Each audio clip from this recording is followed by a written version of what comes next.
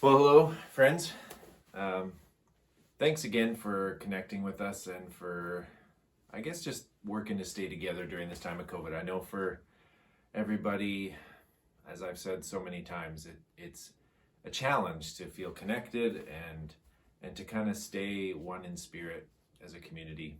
And I know that everybody is doing the best they can with families and households and all these things. I know the lockdown has been extended now, and hopefully in the next couple weeks, we can see some things open up with that and get back to some possible gatherings in person.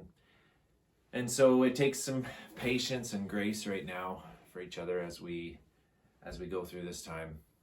And everybody is on my heart. I know that right now it feels a bit challenging, I think, and so be encouraged.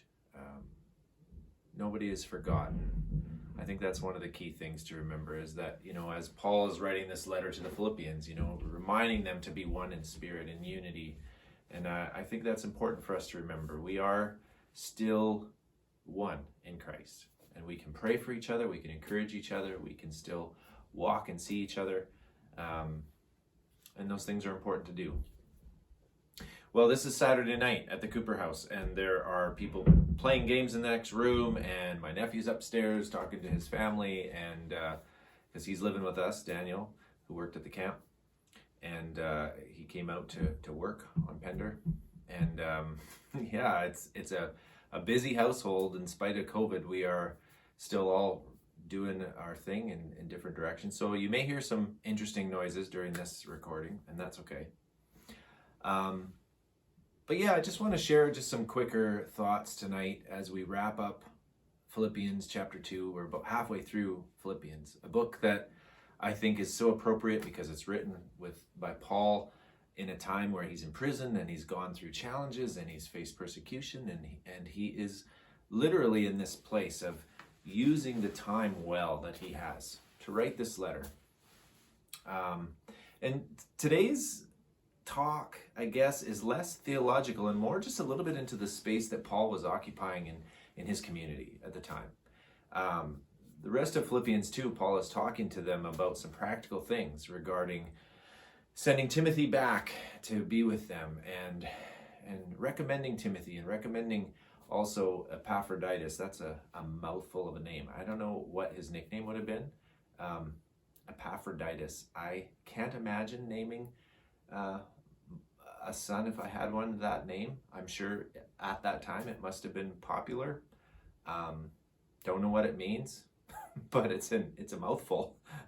But there's this interesting thing where Paul kind of moves away from some of the theological things we've been talking about over the last couple of weeks, in terms of our following Jesus and being like him and entering into the suffering of others and modeling Christ and his humility, into some very practical words and just some encouragement for his friends in Philippi.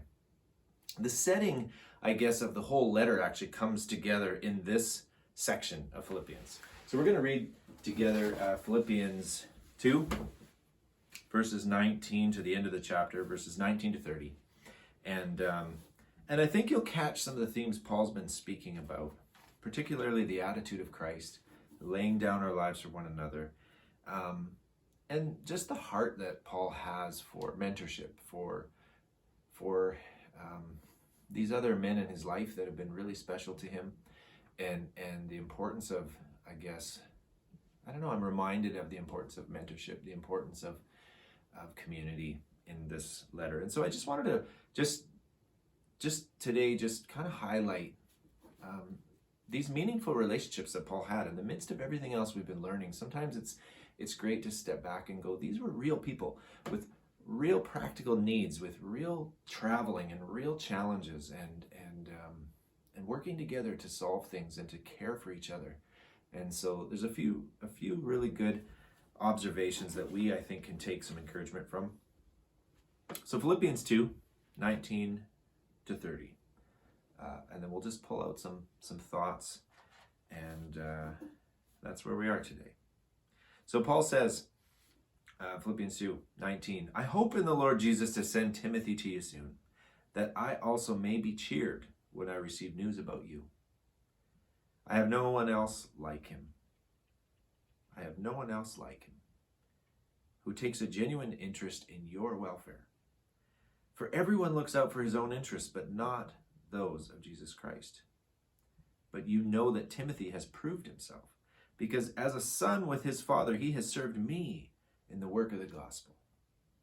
I hope, therefore, to send him as soon as I see how things go with me, and I'm confident in the Lord that I myself will come soon. But I think it's necessary to send back to you Epaphroditus, my brother, fellow worker and fellow soldier, who is also your messenger, whom you sent to take care of my needs. For he longs for all of you and is distressed because you heard he was ill. Indeed, he was ill and almost died. But God had mercy on him, and not on him only, but also on me, to spare me sorrow upon sorrow. Therefore, I am all the more eager to send him, so that when you see him again, you may be glad, and I may have less anxiety. Welcome him in the Lord with great joy, and honor men like him, because he almost died for the work of Christ, risking his life to make up for the help that you were not able to give me. And this is how Paul ends Philippians chapter 2. I love the very personal reactions that Paul has here, and I just want to point out a few things that I think are really neat. I think it's really interesting that as he introduces Timothy, he's saying, I hope to send Timothy back with you.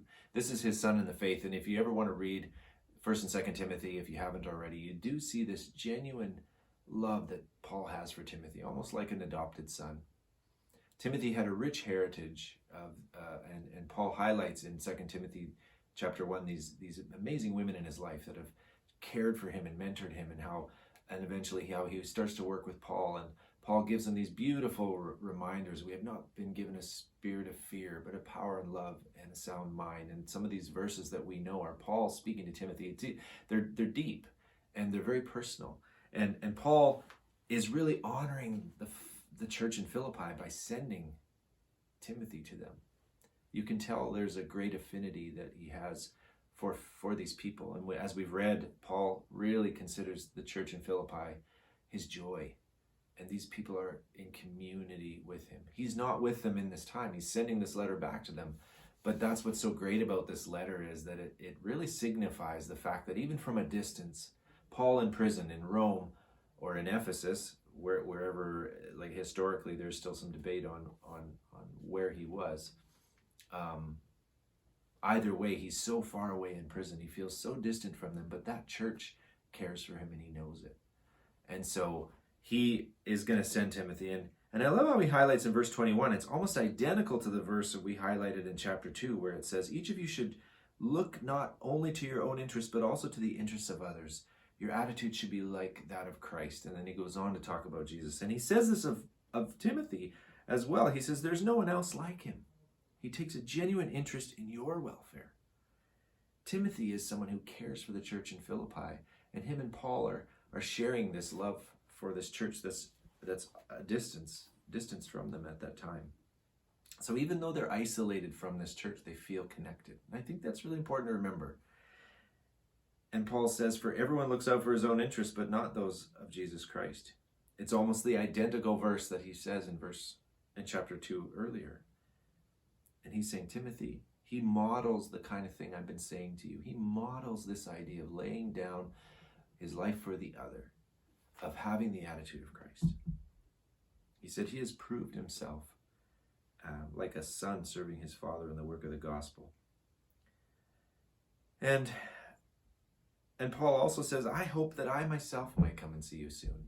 Paul at that time is encouraging the church in Philippi by saying that, because he really doesn't know if he'll be released from prison. And when you study the history here, Paul did spend time in prison and was released, and so it may have been that he wrote this letter in between those times where he had hoped that there would be a time where he could be released back to do his missionary journeys. But some of the historical context is also that this may have been his last imprisonment in Rome. He may not have been able to go back. And yet in his letter, he's offering that hope remains. He's saying, my friends, I hope I can come too. I hope I can be with you. And then we get into this interesting character, Epaphroditus. He says, I think it is necessary to send back to you Epaphroditus. So the reason he sends him back is this. The whole interesting letter that Paul is writing here for the church in Philippi is that when the church in Philippi found out Paul was in prison, they sent Epaphroditus with a gift for Paul. And he traveled hundreds of miles through probably crossing the sea and on this long trek to bring Paul a gift from them. And then he gets sick. While he's with Paul, he gets very, very sick. And we don't know how long that period was, but there's a real tangible reality that Paul and Epaphroditus have bonded during this time while Paul is in prison. He has gotten extremely sick, and Paul has suffered with him in that, which I think really brings context to the whole letter. Paul has experienced the love of this man, Epaphroditus, who traveled this journey to bring a gift on behalf of the church in Philippi. But then he got sick and he couldn't leave. And then news went back to the church and they were really concerned about him, wondering what's happened to our friend. And Paul says, we thought he was going to die, but God showed mercy. And then Epaphroditus eventually got well, and now he is about to head back. So this whole letter to the church in Philippi is actually written because Paul has an opportunity to send a letter back with this man who blessed him so much. This letter is the letter that is about to go back on the road, back to the church in Philippi, back across a journey by foot and by boat, probably, to get back to the church in Philippi. And I think we get a real picture of community here. First of all, this church wanted to bless Paul in his imprisonment. They sent a man they trusted and loved, Epaphroditus, to bring this care, to bring this gift, to show and demonstrate their love for Paul. And then Paul is sending a letter back, thanking them and blessing them and just sharing with them the joy that he has in them and how much he loves them and how much he loves these men that have cared for him. I just think it's really interesting that we see this glimpse into Paul's heart. That both Timothy and Epaphroditus really kind of model. It's almost like Paul is saying, all these things I've been saying in chapters 1 and 2, these guys model it. In other words, some of us are really starting to look like Jesus. Because remember how we talked about Paul is saying, strive, wrestle jointly to be citizens where your conduct looks like Jesus. And the battle that we have as Christians is that we need to look like Jesus and sometimes we don't. And here are a couple of characters that Paul is pointing out, saying, the church in Philippi, I'm sending these men back to you because they really have shown me what Jesus looks like. When I think about our life together,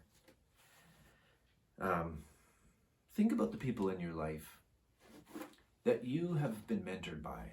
I think that's what's really struck me this week. And I think sometimes during a time like COVID is maybe a time we can reach out to someone who has really blessed you in your life. Someone who has meant so much to you.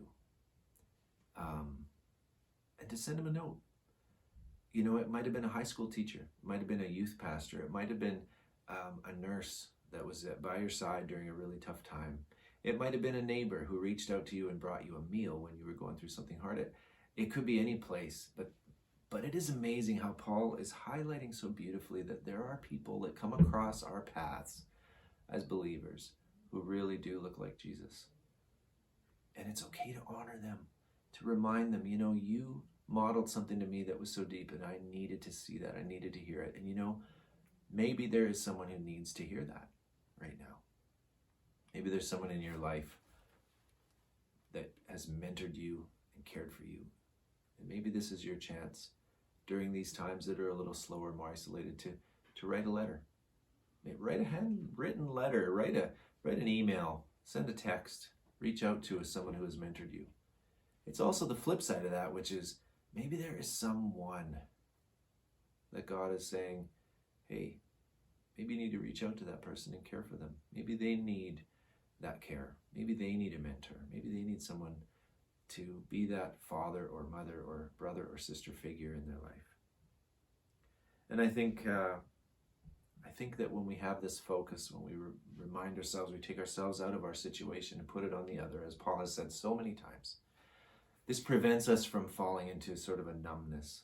I think one of the things we've been talking about this lately, and Lynn's been sort of saying that the result of isolation once in a while, or after you've experienced it for quite a while, is that you almost feel like you can fall into a bit of a sleepiness or a numbness. Paul, if anybody, could have been tempted with that, right? And I think during COVID and this battle that we have, we might fall into that place of feeling numb too, where we're sort of just getting by, getting through. I think there's more. I think there's more to it. It takes courage. It takes perspective. I admit I'm not always good at it. I can fall into some negativity, some entitlement, or wish that I had more freedom and more of my chance to do what I want to do and see who I want to see. And right now we are all kind of battling with that, laying that down. And if anybody understood that, it would be someone who was in prison like Paul, where his rights were taken and he was sort of not able to travel and not able to see the church in Philippi, these people that meant so much to him as he helped establish that church. And he's miles, hundreds of miles away in prison. How helpless he feels. And I think we understand that. But even in that moment, Paul was able to offer letters of encouragement. He was able to speak. He was able to teach. He was able to pray. And so maybe as we consider these practical examples in this letter, this is where the letter gets a little bit personal, where Paul is sort of shining a light into a little bit of how his world has worked. He got a gift from Philippi, from this man Epaphroditus, a man who actually got sick somehow on that journey, and Paul ends up being with him during that time, taking care of him, experiencing what it's like to have someone in his close circle who needed care. And Epaphroditus experiences God's mercy. He's able to live through it, and now he's going back to deliver good news in a letter from Paul, the church in Philippi's closest friend and mentor, Paul the Apostle. There's some great stories that have come out of this church in Philippi, and may it be an encouragement to you. And may we all fight against the numbness that can come in a time like this. That we can look at those that have mentored us, those that we can mentor, those in our lives that really are living out this beautiful picture of who Jesus is, to honor them, to remind them that they're doing well, and to learn from them, and to be that source of encouragement for others. So bless you this week. I love you all, and thank you for sticking with each other in this time and joining us each week in these YouTube videos. And bless you. Thank you.